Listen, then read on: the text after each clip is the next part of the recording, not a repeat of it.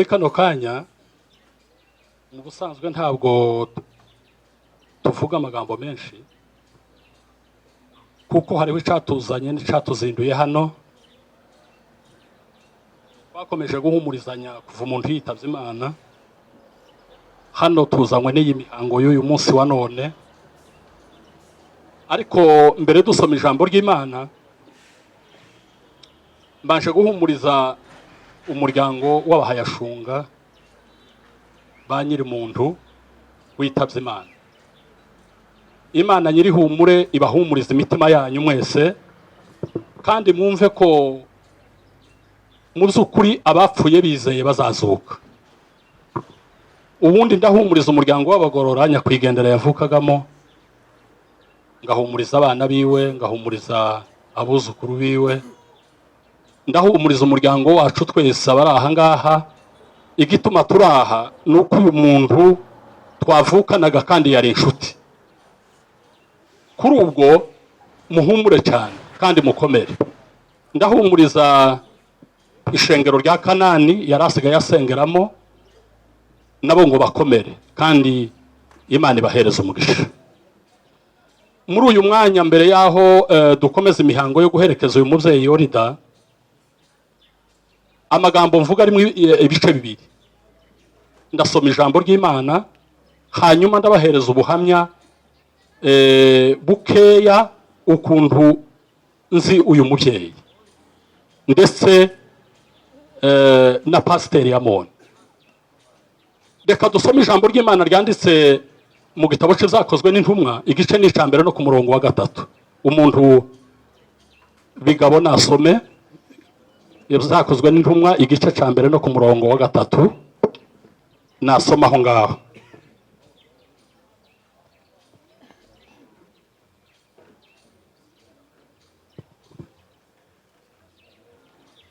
Ibyakozwe n'Intumwa igice n'icambere umurongo wa 3. Yes. Byakozwe n'Intumwa igice cya mbere umurongo wa 3 haravuga ngo amaze kubabazwa ababonekera ari muzima. Yego. Atanga ibimenyetso byinshi, agumya kubabonekera mu minsi 40. Avuga iby'ubwami bw'Imana. Yego. Nuko abateranyiriza hamwe abategeka kuva kutava i Yerusalemu, ati ahubwo murindire ibyo data seranyije ibyo nababwiye, kuko Amen. Cyane n'umurongo wa 3 mvuga wonyine. Yesu Kristo yigishije twebwe abantu bamwe na bamwe baza bigisha amagambo ariko ingeso zabo zikabushanya n'aya magambo baza bavuga. Ariko ijambo Yesu yavugiye ku musaraba bamuhinduye intoba ruhu bamutobaguye n'amacumu n'imisumari, aravuga ngo data ngo bababarire kuko batazi ico bahaye bakora. Ni ukuvuga ngo ni umuntu wari ufite imbabazi muri we zitariza abantu. Nimuvuge ngo haleluya. Mu nyuma yaho ijambo Yesu yavugiye ku musaraba rya nyuma ryateye abigishwa biwe kuvuga bati biracitse pe, umuntu arapfuye. Bibagirwa amagambo yose Yesu yari yaravuze. Ni ijambo Yesu yavuze ngo birarangiye. Abacukumbuzi ba Bibiliya bazavuga ngo bamye bakoranaho bamwe mu bigishwa ba Yesu Kristo. Ntugire ngo bose bagasa bemera amagambo yiwe neza. Mwibuke kuko mwifarye hari umwe mu bigishwa wamugambaniye aramugurije. Umwe mu bigishwa be yaramwihakanye izuba rifa kumugaragara. Uri kugira ngo bamwihakanye cyangwa abo ngabo bamugambaniye byari biboroheye se? No mu bandi bigishwa biwe yagaza yigisha amagambo bakavuga bati iri jambo Yesu avuze ryoba nkuko rito. None ngo bavuge ngo birarangiye ngo bakoranaho. Ati umuntu arapfuye kuri wenyine, baravuga bati wenyine yaravyivugiye rubanda ruhari. Ataravuga ngo yeme muzeyuke birarangiye. None bakayoberwa ibirangiye Yesu yavuze.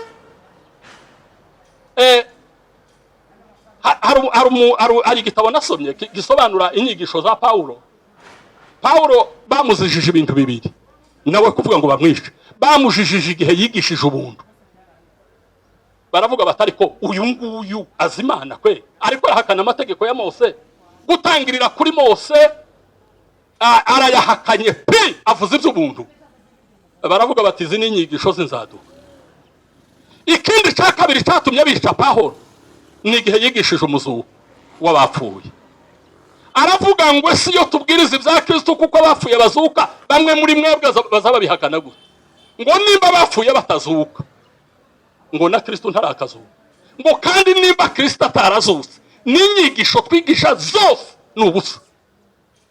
Ariko ngo agera ahangaha aravuga ngo noneho Kristo yarazutse, kandi ngo nibo muganura abo basinziriye bose.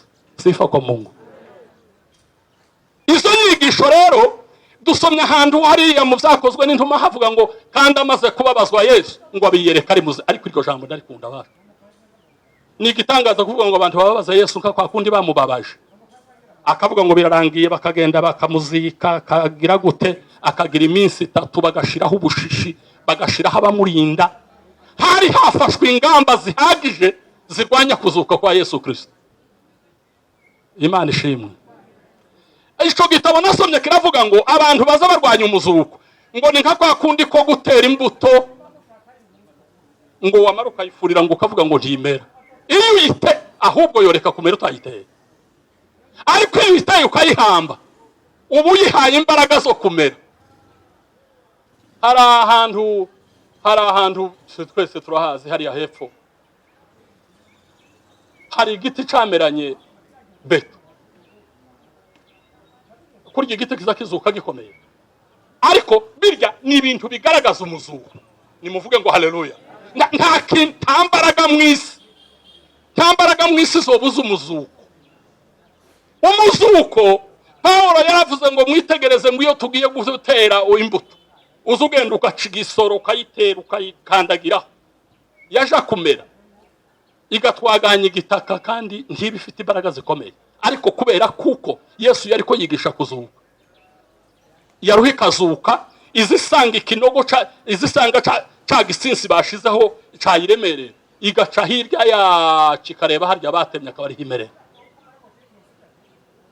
Ndakurahiye ngo nukuri abapfuye bazozuka. Imana ihabwe icyubahiro. Yesu rero amaze kuzuka, reka mvuge ngiye kuvuga ubuhamya bwawe ridabukeya nzi. Reka mvuge ino minsi 40 icyatumye Yesu ataja mu ijuru iminsi 40. Uri kurenga ngo Yesu ntiyarakumbuye mu ijuru umuntu wari ugize imyaka 33 yarahavuye. Aha yahimbazwa n'abamarayika, yamara gushika mu Isaka habonera yandi yose yahaboneye na wa mubabaro. Ariko ngo azuke aravuga ati singende, ndagira iminsi 40 paye nigisha abantu ubwami bw'Imana. Iyi minsi 40 yigishije kwari ukugira ngo hamye abigishwa biwe. Ico gitabo kiza kivuga ngo iyo azuka kamazamuka. Nukuri umuzuko ntuba warabayeho pe, kubona ukuntu Yesu yari yabaye noneho ngo abiyereka ari muzima. Ijambo rya mbere yabanje kwiyereka abigishwa biwe. Imana ihabwe icyubahiro. Kwari ukugira ngo hamye kuko abapfuye bazoza, kandi niwe marimbuko. Hari indirimbo y'igiswahili yigeze kudufasha cyane iwacu mu marungu muri buramusho ya 82 na 2 na 3 na 4 na 5. Iyo ndirimbo ni indirimbo ivuga ngo mukutano kubwa gani. Uwo muririmbyi yararirimbye ngo mulimani mwa Sayoni hawa walinunuliwa tena walitakasika ili wawe malimbuko kwa Mwokozi. Hata kufa huku chini abazozuka walikuwa waamini, walimfuata Yesu, sasa wanakaa mbinguni. Imani ihabwe icyubahiro. Yagiye kuririmba aravuga ngo ukamiri wa muziki. Ndimukumva igisimba ndimuri kirimo gufasha abantu, kandi twese ndagira ngo twese igisirimba se ko atari ukuvuga ngo ni ikindi kintu kibi. Igisirimba kiri mu kudufasha twese, niko mvuze. Bari mu kutangira nyine kukivuza. Abayoboye abandi bakavuga ngo niko ngo shiramo umuziki, ati zamura umuziki. Ndi muri mukumva iryo jambo rya zamura umuziki. Mw'ijuru umunsi abapfuye bazozuka barimo na baurida natwe twe uwavuse we agatinze kazoboneka n'amenyo yo haruguru. None duherekeje uri, ejo tuzoherekeza abandi. Ejo nkeka Imana iba yaranditse ngo izogaruka ukiri mu isi, ariko bitabaye gutyo witegure, naje nitegure. Kera twaravutse kandi uyu munsi ruba rurekerereje naka, ejo rukarekerereza naka. Amaze ngo je kuririmba aravuga ngo ukamiri wa muziki wa zaburi wa uzuri na zaburi, ngo unatoka huko juu, ngo ni sauti tamu muna, ngo ya kinubi. Kera hari indirimbo bagaza baririmba mu bukwe, bakaririmba ngo binanda bitapigwa, ngo na binubi. Kera igihe c'ibinanda ni binubi, ese ibinanda ni ibiki bagaza bavuga ngo bitapigwa? Imana ihabwa icyubahiro. Yagiye kuririmba kumwisho, aravuga ngo Bwana unilinganishe na ulimi wangu usafishe. Mugaragaze gusafisha indimi. Indimi ziri mu kunanira abantu, nka kurya ziri mu kunanira abantu. Imana ihabwa icyubahiro. Usafisha ururimi rwawe. Nami ni Kayimbe, abatarasafishije ururimi rwawe ntibazoririmba mu ijuru, kuko mu ijuru hazoririmba basafishije indimi. Uzuvuga ibikenewe n'ibigushobokera, ibidakenewe ugira gute? Yireka abigishwa biwe. Umunsi umwe ngo abiyereka Toma ngo adahari. Ngo arabaza ati se Toma yagiye? Bati sinzi. Wa munsi Toma yari yagiye? Yari yaheze Toma, ngo yari yavuze ati se ko muravuga ngo dusubire duterane, ni iki kandi cyabaye? Hari ayandi makuru masha mwamenye? Umugabo yari yaheze aravuga ati akadahebwa ni ishyano, ati bwa bundi yavuze ngo birarangiye, byararangiye nyine. Aratabanyika uri. Yesu ngo arabiyereka ati se Toma ntawe uhari? Atoya. Yesu ngo ajanide. Imana ihabwa icyubahiro. Agaruka noneho Toma hari. Toma ngo aramubona atariko ni wewe. None se inkovu z'iminsi 3 kera zumye, ati nke kutari umuntu we uri ikindi kintu. Aravuga ngo Toma we, hahirwa uwizera ibyo atabona. Aravuga ati reka ngukore mu rubavu, hajya bagutumisa ryacumu paye ndeba njewe. Toma ngo yaravuze ati uriya muntu, ati dore icumu bamucumise mu mutima. Hari uwo cumitwa icumu mu mutima akazosubira akavuga nyuma y'iminsi 3 ngo agira ngo abona ni inkovu. Toma toya atereka nkakore. Hari abantu benshi bazavuga ngo Toma ngo ntiyagaza yizera, ariko nasomye igitabo kiravuga ngo haba no kutizera kwawe Imana ize gushingiraho, ngo nta wundi wakoze Yesu mu rubavu nkeretse Toma. Abari bigize na Juwa ngo niwe, ngo bigeze bamukoraho.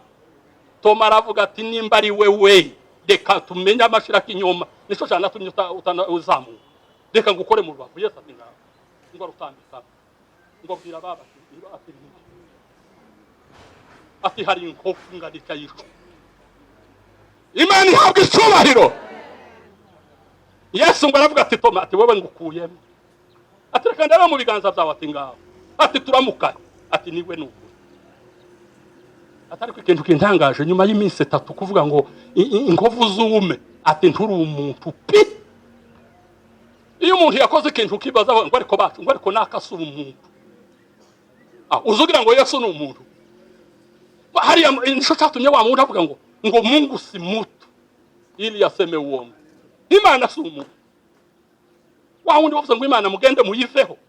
Umunsi umwe twari twanezerewe hari umugabo umwe agavuga igiswahili arambwira ngo pastor nti ngo uyu Mungu ngo byenyani nifanyia ngo mumuwache. Yampaye tumuwache kandi yakugiriye neza, ariko ni imvugo yari yavuze bari mukuja kuvuga akavuga ngo naka ngo nukuri ngo mugende mumuveho. Yesu mu bintu bene ibingibi za hivi bitari by'imbaraga mumuveho, taza bijambo bene biri. Imana ihabwa icyubahiro. Kuvuga ngo hanje kuzuka kwi Yesu yazukanye imbaraga zo yakoresheje mu gihe cyo kubaho kwe, kugira ngo bireke kuko ari we yarahaye ashaka aba bantu ninzamuka gutyo sente ibizo kuzuka ntibizoroha byemera. Azamukana imbaraga. Hari umugore wamumenye witwa Mariya, ariko azana amaranga mutima kandi gani Mariya nyine kuri aho ni Mariya wundi ze ngo aravuze ati ati ni data we akunda amarangamutima y'abantu. Yesu ati reka ibyo, ati ubu ngubu si burya si buno. Nyina ati niki wabaye gute? Ati burya nari ngihaye nkora imirimo, ariko ubu nyine ko ndahamya kuzuka ngo sindaje gutanga raporo winkoraho. Atariko gusa ureke kugira umubabaro n'injewe. Mariya tugari wewe daye ngaho genda uje gutanga iyo raporo. Yasubiye se no kunamubona. Mariya gawe yari kwagira ngo basubire kandi bicare ngo data ngo mama ngo amukoreho birya byanamane. Yagiye yari mu kazi.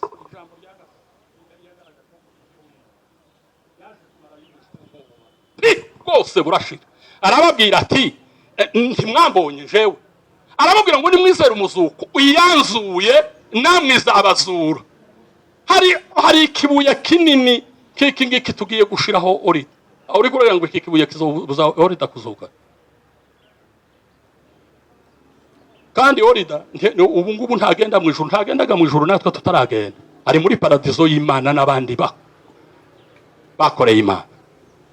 Amaze arindire wa munsi tuzozukaho. Imana ihabwe icyubahiro. Ese baracavuga gupfa no kuzuka ukumva uhinze ubwoba n'umushitsi. Ndaza kugusengera Imana mu mwanya. Nanone guzubugirira ubusa nta gihe tutazapfa. Itakane yaje kumara abigishwa umubabaro batewe n'urupfu rwiwe. Hari ukuntu uzubona umuntu bamwishe, umuntu akababara akagira igikomere kitazomuvana nakabamwishe nabi. Ariko Yesu aravuga ati tibanyishe nabi, baruhiye ubusa nk'ubunyereri. Ubunyereri ni bwo buza bwama butega umuntu akama yirunda hasi, ariko agahaguruka yaba yavunitse bakamwunga agasubira akagenda ubunyereri agasubira kandi agakandagira hejuru y'ubunyereri. Aravuga ati mwambabarije ubusa mwariruhije ushira ubwo. Icagata ngo kwari ukugira ngo asobanurira abigishwa kuko ibyanditswe byose bizosohora. Haleluya. Pasiteri we, bya bindi wigishije, bya bindi twigishije, ya mirimo y'Imana yose twakoze, ndakurahiye ngo ni ukuri Imana iracabihagazeho. Abapfuye bazozo. Ijambo ryanjye yaje kugarura abigishwa mu muhamagaro. Yaje kugarura abigishwa mu muhamagaro. Barya bose bari batabanyitse bagiye kuroba, bagiye kugira gute. Yaraje nyuma yo gutanga Petero. Ati waranyihakanya data, urankunda? Ati ndagukunda. Ati ragira intama zanje. Petero urankunda? Ariko ati ndagukunda, ragira intama zanje. Petero urankunda? Amaze Petero ngo arababara yibuka kwa kundi yamwihakanye gatatu. Burya Yesu ngo yari afite shifo, yari afite ngo kwari ukuvuga ngo yamubaje bwa mbere urankunda? Ati ndagukunda. Ngo hanagura hahandi yavuze ngo simuzi. Urankunda? Ati ndagukunda. Hanagura aho yavuze ngo ntamuzi. Urankunda? Ati ndagukunda. Genda none uragira abana b'intama banje. Yaramubwiye ngo subira mu gikorwa, ministeri irakomeje, ntako nabaye ntaho nagiye. Imana ihabwe icyubahiro. Abapfuye bazazuka. Ikanisa rya Vivante rishabuka muri Kongo twari turiyoboye, haza kuba branche yo kuri Gatobwe yahitwa mu Bwiza. Twese twari duturanye n'aba basaza bose. Ikanisa riricara hasi, hari abantu benshi baravuga ngo Pasiteri Amoni Rugimbuka ni ukwiriye kuba pasiteri waho. Murega mbabazi ikintu kibi, nta sinari muzi kandi yigeze gukorera mu yandi makanisa tutarakorana nawe, ariko Imana irabishaka, ishaka kuko dukora. Imana ihabwe icyubahiro. Bamaze kumuhereza izo nshingano hamwe na nyakwigendera duherekeje muri kano kanya, dukorana imirimo nawe. Hari umuntu uzuba umupasiteri wawe ukamusiga amavuta, wamara kumusiga amavuta ntahagarare ngo akomeze bwa bwizigirwa bw'amavuta. Hariho umugabo umwe wavuze, umupasiteri wo muri Kongo, yavuze ijambo ritazomva. Aravuga ngo aho gukoshera ngo aho gukoshera umuntu wagusiza amavuta, ngo ahubwo wokoshera Imana, kuko Imana kenshi iza yihanganira intege nke z'abantu. Ariko ngo iyo ukosheye umuntu wagusiza amavuta, haba n'Imana ngo isivuga ngo ntabwo uhaye utambu wase wo mu mwuka. Hari gategeko rivuga ngo uheshimu baba yako na mama yako ili siku zako zipate kuwa nyingi duniani. Utabubashe ziza ziba nkeya, zaba nkeya umuntu akaba arapfuka ashizeho. Iminsi yose twakoranye na Amoni na Orida, pasite nza nibuka iminsi yose twarayiwana n'imikutano twahagiriye n'amasengesho twahasengeye. Aba bakiri abana bato, uyu yarakiri umwana mutoya, naho bari abana bari abuzukuru biwe eko yowe banganaga gute sinzi ukuntu banganaga sino bisobanukira. Ejo mundi nibwo nageze Nyenkanda ndababona nibuka imirimo twakoreye kuri gato, nibuka kwakira abashitsi kwa Ori, wagaze ushika akakuramutsa, yamara kukuramutsa akakuzimana, kandi akakuzimana yuzuye ibyishimo n'umunezero. Imana ihabwe icyubahiro. Bamara bagakubita ingoma tukinjira. Umunezero nabonanye Pasiteri Rugimbuka Amoni n'ubu ngubu yicaye ahangaha baririmbye ya ndirimbo bigabo yaruka tubwira ngo turirimbe tukaribo yakufika. Aranezero.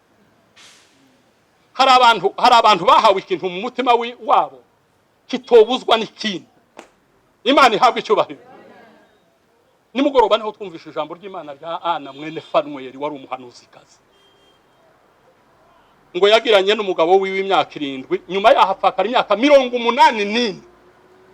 Yesu ngo avuke, ngo araza mu rusengero, ngo yahoraga mu rusengero. Iryo ni ijambo rya mbere. Ngo ashima Imana. Irya gatatu ngo yiyiriza atarya atanywa. Yagaza yiyiriza atarya atanywa, ngo Imana simuhereza umwana, Imana simuhereza umugabo. Fata 84 ushiraho 7 y'umugabo ni ibaye ngaha 91. Aho none se we yubatse afite ingahe? Nidushaka tuvuge kuko yubatse abiye nk'abari abana batoya biwacu imyaka 10 ni zumva kuko yari umugore w'imyaka 100. Uri kwanga ngo yagaza yiriza ubusa ngo hari uko Imana, ngo hari icyo Imana imuha. Probleme twebwe dufite ubunyi, turi mu kwiyiriza ubusa ngo Imana iduha ibintu. Turabona abantu b'abakristo biyiriza ubusa kugira ngo bagirane ubusabane n'Imana. Imana ihabwe icyubahiro. Imana ibuzuza ubuntu n'amahoro y'agakiza. N'abandi bari kuvuga ngo havuse umwana, bamwe bahaye bavuga bati nase ntahaye amenyekana, bagiye mu ntonda bagwira badafite ivyiringiro. Usarira abantu umuntu azavuka ngo isuku nguko yaturutse, kurya kero wayobse cyane, yaturutse ku Mana. Arahandi umuntu azaturuka nawe ngo amurengeze, ngo aravuga ati data we atabisiraheli tubonye umucunguzi n'ukuri kw'Imana. Ntiyigeze abona kuko ari uruhinja, ntiyigeze avuga ngo aturutse. Impamvu niki nuko yahoraga mu rusengero. Pastor ukomere nawe urindirira umunsi wawe, nanje ndindirira uwanje. Orida ndamuhamije nk'umushumba wiwe wamuhaye inshingano z'ubupastori. Kiyagiraga ikibi, kiyagiraga amagambo y'amatiku n'amatiriganya. Tawa mukese Orida. Bene ukunguko abantu bawe mu kuvuga ngo naka ngo arakese. Nimba nyine bakese, nimba tabakese nta ubizi, ibyo ngibyo ni ibyabo baza babivuga. Mwigeze mwumva kuri Gatobwe hari umuntu wakese Orida? Orida nagenda tuzomusanga, turamuhamije nk'abashumba biwe bamuhaye inshinga, yatubereye icitegererezo kuzogeza iteka ryose. Imana ibahereza umugisha. Amen. Reka nsenga Imana, sengera umuryango wa Pasiteri Amoni, amaze duhereze umwanya dukomeze imihango. Mwihangane kandi mukomere, kandi muzamureka umuntu uko tuhaye tumuhamya. Duhaye duhamya Orida gutya ngo ubwo ari muri iri sanduku. Ndakurahiye ngo nukuri ndafite icyo nguhamyaho, sinogiha uje kunshira mu ngorane, uje kunshira mu kinyoma. Hariho benshi tutari dufite ibyo tubahamya, twaracece. Imana ihabwe icyubahiro. Ariko ndakwifuriza kurangiza neza, amaherezo yawe azobe nkaye bakiranutse. Mana ishobora byose kandi Imana y'ubuntu, turagushimiye kubw'uyu munsi. Ijambo ryawe riravuga ngo mu bibaho byose duhore dushima kuko ari udushakaho muri Kristo Yesu. Ndagushimiye ku minsi yose twabanye n'uyu mubyeyi. Imirimo yawe yakoze turayihamije turamuherekeje. Ubundi ukomeze umuryango wa Pasiteri Mana, ukomeze pasiteri, ukomeze abana biwe, ukomeze abakazana biwe, ukomeze abuzukuru be, mu izina rya Yesu Kristo. Ubushobozi bw'ijambo ryawe bube kuri we, kuzageza ku munsi tuzobona n'abo twatandukanye. Amahoro ya Kristo n'ubuntu bwawe bize bihora bibana nabo. Ndabigushimiye kuko uhumuriza imitima ya buri muntu wese kandi ukadufasha. Mbisabye mu izina rya Yesu Kristo umwami wacu, amen. Reka dukubitire ijambo ry'Imana amashyi menshi. Atubwirije neza umukozi w'Imana, Imana imuheze umugisha. Yesu ashimwe cyane. Mubyeyi wacu twebwe twamubonye yarwaye, ariko hari ikintu twashatse kugira ngo tumenyereho. Twashakishije abavugabutumwa babanye nabo mu minsi yiwe akiri muzima yakoze. Umunsi wa mbere pastori babanye bakoranye, ndetse yatubwiye ko basengewe umunsi umwe ku bwarimu niwe watubwirije ubutumwa. Ubwa kabiri twabwirijwe n'umurivera pasiteri, basengeye nawe umunsi umwe ubupasitori. Nicyo cyatumye kugira ngo tumwibukire ku mirimo myiza yakoreye ishengero, yakoreye n'ubwoko ndetse agakorera n'igihugu. Yesu ashimwe cyane. Mwumvise Bishop nawe aravuze, numvise akantu umunsi batubwiriza ubutumwa bavuze ko ari we wabasengeye ku pasitori. Ndagira ngo ni wowe. Iyo ni imirimo ivuga, iyo ni imirimo tuba dushaka. Apana ku muntu utamuzi, oya twe twamubonye yarwaye, ariko uwo twakoranye mu minsi bari hano ni Mutama hano. Mutama yarakoze mu ishengero, yararirimbye, yarasenze, imirimo ye twarayibonye.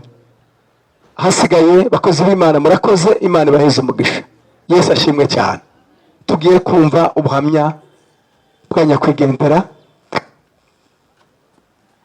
Abadusomera ubuhamya nimba bahari mutambuke.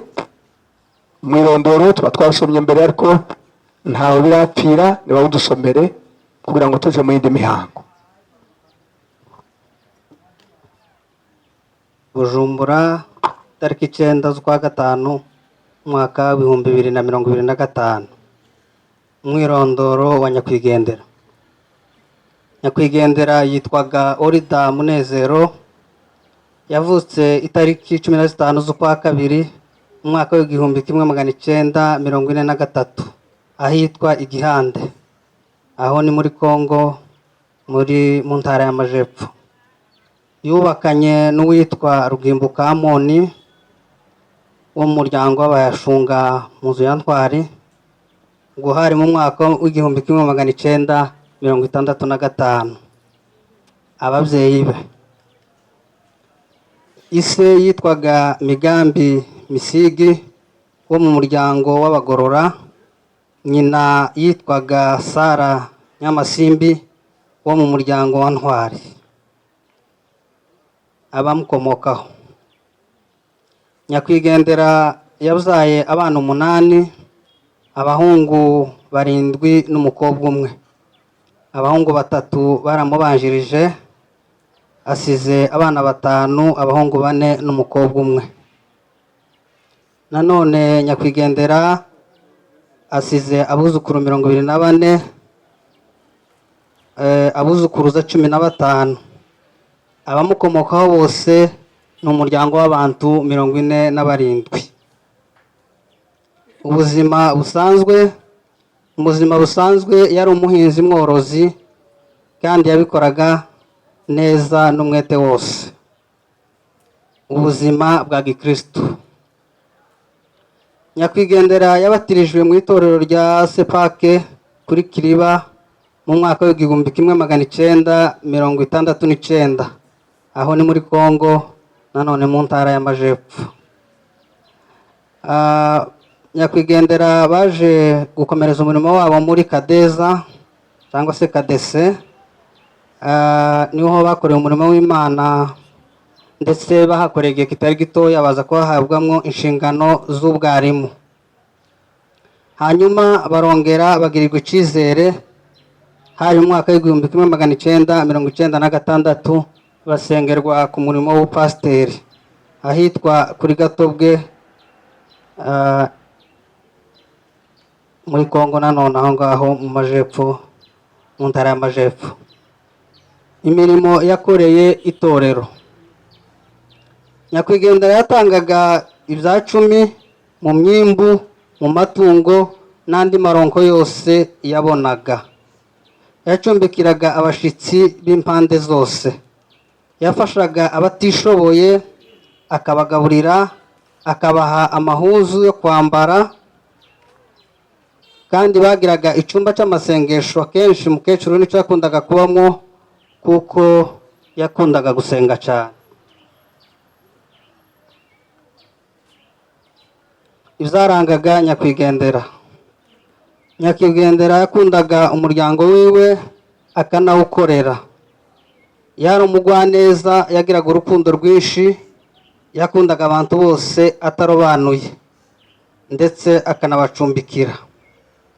Imirimo yakoreye leta, nanone mu mwaka w'igihumbi kimwe magana icyenda mirongo icyenda na karindwi abagabo b'akarere baricaye babona kuko bagomba gufata muzehe bakamugira chef de localité. Yakoze iyo mirimo neza cyane afatikanije na nyakwigendera. Intandaro y'urupfu rwa nyakwigendera, nyakwigendera yarwaye indwara ya tension mu gihe kitari kirekire, bamujana ku bitaro i Bujumbura kuko ubwo yari atuye muri komine ya Ruyigi. Igihe kigeze kandi arongera ararwara indwara ya AVC. Bahita bamujana mu bitaro bikuru bya Ruyigi kuri Rema. Ntibyakunze, bamuha transfer aja ku bitaro bya Bujumbura Tanganyika Care. Ahagira ukwezi kose ari kuvurwa, aroroherwa, arataha asubira mu rugo.